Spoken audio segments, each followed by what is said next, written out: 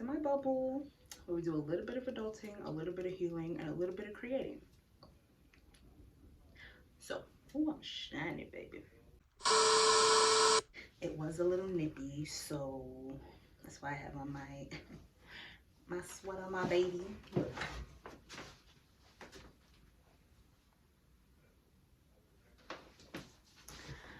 That's my baby. I might take him off to eat, so, because I don't want to get nothing on him, you know? Today, we are doing a little mini what? Today, we are doing cute little mukbang, you know? We have some Dominican food, period. And I like to watch, I'm very much into all things creepy, you know? My favorite kind of movies are scary movies. Shout out to all my movie people. And there's this one girl that I don't watch her because like I'm not subscribed, but like I started to watch her when the pandemic first hit because I was on campus, and somehow I ended up watching like scary stories and just, you know, like myths and all those kinds of things. Wow, can you tell I'm hungry? I'm so excited. It's about to get serious in here. Hold on, wait. So her name is Loie Lane. I'm gonna put it on the screen so you guys can see it. We're just gonna watch, we're gonna listen. We're talking about conspiracy theories. Her name is Loie Lane. I'm all over the place, but I'm hungry, I'm tired. I also have things to do. It is what it is, right? Her name is Loie Lane. We're watching Scariest Japanese Urban Legends of All Time. You see I got my protection on, okay? We don't got no time for nothing, okay? I know I'm in front of this mirror, but I don't know. I just want to give something different today. Give, you know, something spooky. See something moving across my mirror. I'm just kidding. Relax. I do not invite any of that. But yeah, let's get right into this. Hello my loves, and welcome back to my channel, or welcome to my channel. If you're new, hi, hello, my name is Loie, and I cannot believe we are so close to Christmas. For today's video, I wanted to cover some really creepy Japanese urban legends with you guys, because I said in a previous urban legends video I wanted to cover some really interesting Japanese ones because I feel like they get really scary. Is it just me, or like all Japanese horror stories, the epitome of horror? Like, they are so incredible, and honestly, in my free time, this is what I like to do. I like to curl up with a cozy sweater and a cup of coffee, or today I'm drinking water because I'm trying to be healthy with Mio mixed in. And I like to read some spooky things, and that's why today I wanted to give you guys a little OOTD in this video, and I'm super excited to say that this video is sponsored by my amazing friends over at Express. Express is doing a really fun holiday campaign called #ExpressYourGift, and it's all about expressing your own unique style this holiday season. Your style reflects so much of you, your personality, your unique character traits, and I think that it's so cool to celebrate style in a way like this, where now we're gonna get into some super creepy Japanese urban legends. So what inspired this video is I was kind of scrolling through the internet, as I do every day of my life, and I found this comprehensive kind of list of the scariest Japanese urban legends on BuzzFeed. And I'm gonna link it down below because most of these, if not all of these, I wound up finding on that list, but all of them just had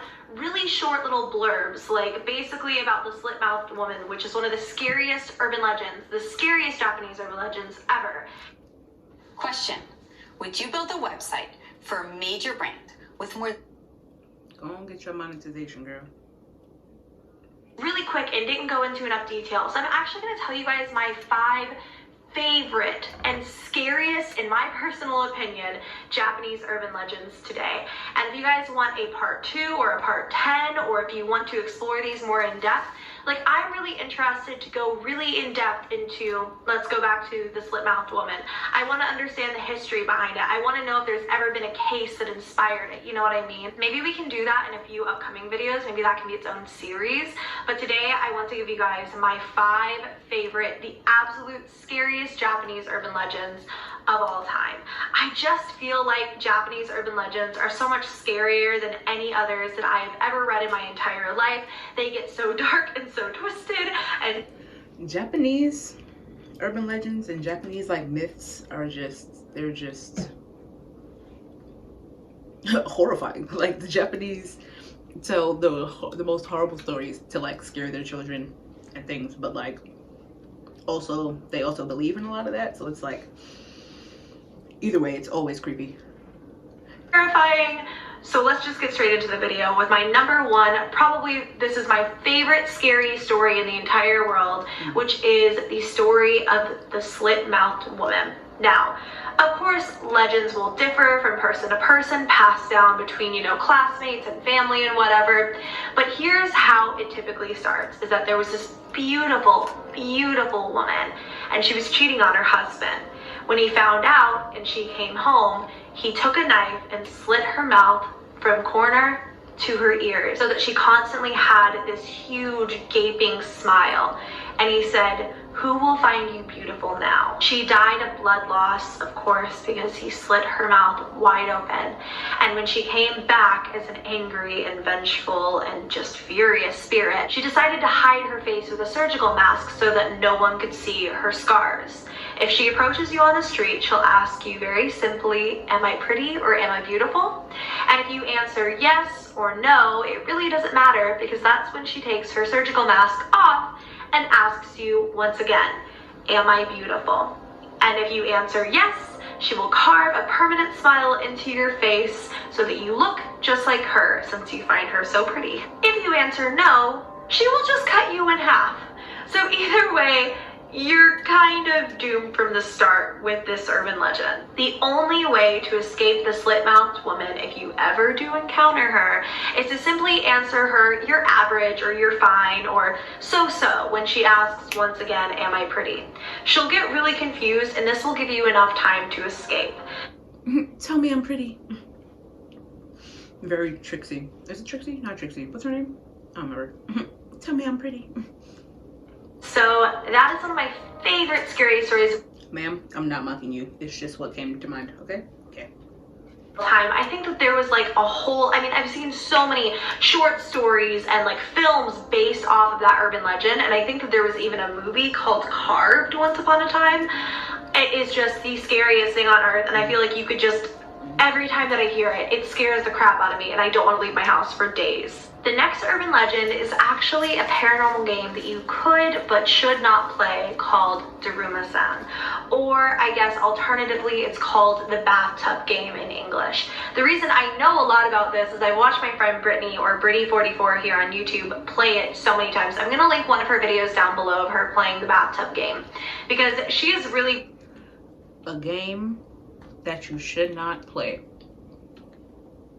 Pause. I've watched my friend play multiple times. If you want to see her play, I'll link her video down below. Make it make sense. I could never do that. And there's actually a lot of people on Reddit who literally talk about their experiences with this ghost, but getting a little ahead of myself. The reason that it's so terrifying is basically in this game, you sit in a bathtub filled with water at like, you know, 3 a.m. or whatever the hour is. I really don't know too terribly much about the rules, but you sit in the bathtub and you take water from the tub and you pour it over your head, and as you're taking the water and pouring it over yourself, you say repeatedly, "Daruma-san fell down, Daruma-san fell down, Daruma-san fell down," over and over and over as you're like washing the water over yourself. And people often report feeling her behind them or starting to feel her presence in the room, but you have to do it like X amount of times and then you've completed the ritual. If you People gotta stop playing with water, because like water is so spiritual. Like you,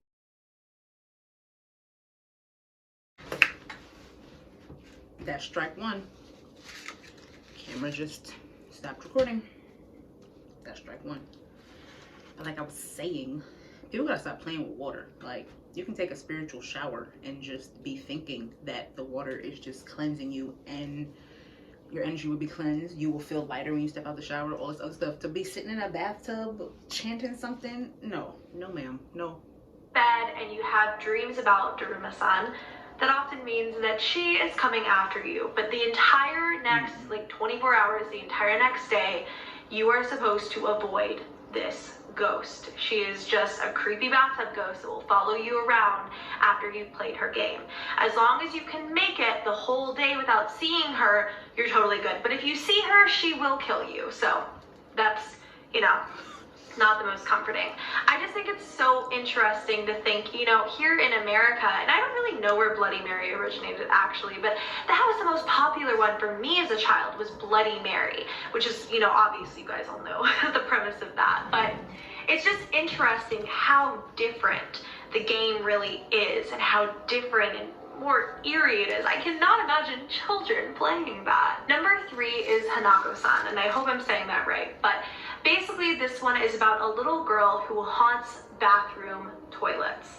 And I think the reason that this one is so popular and the reason I've heard about it very young is that of course it has to do with school. And the legend behind her, the little girl ghost, gets different from story to story. Some people say she died back in World War II, some people say she was murdered, but regardless, she wants to haunt the bathroom stalls. And you can experience this ghost at any bathroom in a school, I think. Myrtle from Harry Potter, question mark? I think she just travels from toilet to toilet. It's a very interesting life, but how you summon her is you go to the third stall in any bathroom and you knock 3 times. So after you knock 3 times, you ask, "Are you there, Hanako-san?" And if she says, "I am here," you can either run or you can enter the bathroom stall. And if you enter, you will see a young girl in a red skirt. The reason that this always really intrigued me is I had a strange bathroom experience. And I'm not, of course, saying it has anything to do with this Japanese urban legend, but I think the reason that it always really got under my skin is because when I was younger, I wasn't at school. I don't remember where I was. I might have been in a library, somewhere with my mom. And I went to the bathroom. And as I was going to the bathroom, I looked out the crack in my bathroom stall. And I could see through the crack in my bathroom stall, through another crack into another bathroom stall. And there was a young girl with really long black hair, like slumped backwards on the toilet. And I came out and I told my mom, like, there's a little girl in there, like, she looks like something's not right. And my mom was like, "I'm sure it's fine, whatever." And I kept insisting over and over and over and over and over again that something wasn't right. And my mom just kind of brushed it off, like, wouldn't say anything, whatever. I'm sure she just thought I was being, you know, ridiculous. And then later that day when we came back by the toilet, like the bathroom, it was closed off. And there were like a ton of workers and like people in this bathroom area. It's always just made me feel really strange because it looks like there was like a little girl like passed out on the toilet or something. And when I was younger, that really, like, it was just what I saw really, really, really creeped me out. And I hope whoever she was okay. Number 4 is about the red room. Now, red rooms mean different things sometimes. If you are someone who knows a lot about the deep web, you might kind of understand that, but we're not going to be talking about that. We're going to be talking about the origin, the urban legend of the red room. I've read this urban legend in different ways, but once upon a time, there was a little boy who was obsessed with the internet. And he had heard about the red room from his friends. He didn't really understand the urban legend and he went online to like research more about it. As he was researching and searching, a little pop-up came up and it said, "Do you like," and then basically nothing else and a question mark. He was a little bit weirded out, but went ahead and exited out of the pop-up and continued to search. Over and over and over as he searched about the red room, this pop-up kept coming up saying, "Do you like," and nothing else. And then eventually it changed to say, "Do you like the red room?" And then the next time that the pop-up came up, the little boy heard a little girl say, "Do you like the red room?" Then his computer went haywire and suddenly a list of names popped up on the screen. This list of names was super long and he didn't really recognize any of them except for the very last one on the list, which was the name of his friend that had told him about the red room. He was super freaked out, immediately shut off his computer, but the next day he didn't show up for school. He had committed suicide and painted the room red with his blood.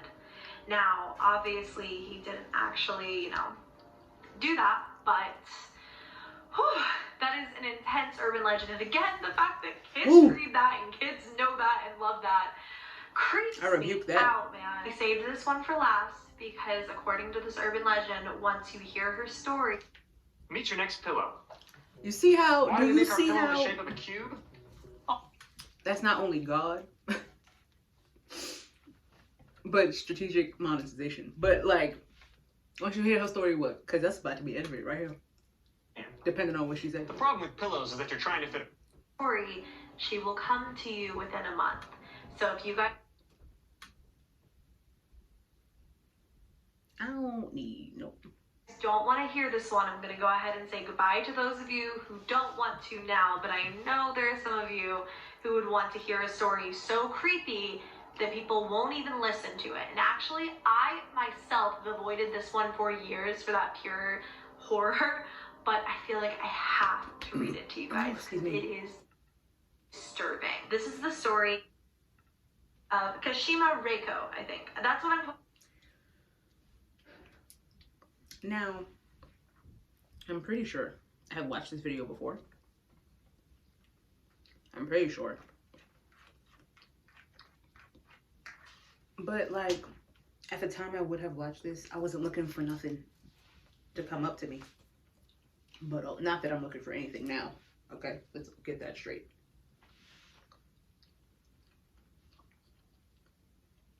But like, I'm also not Japanese, so I don't know if that's part of why.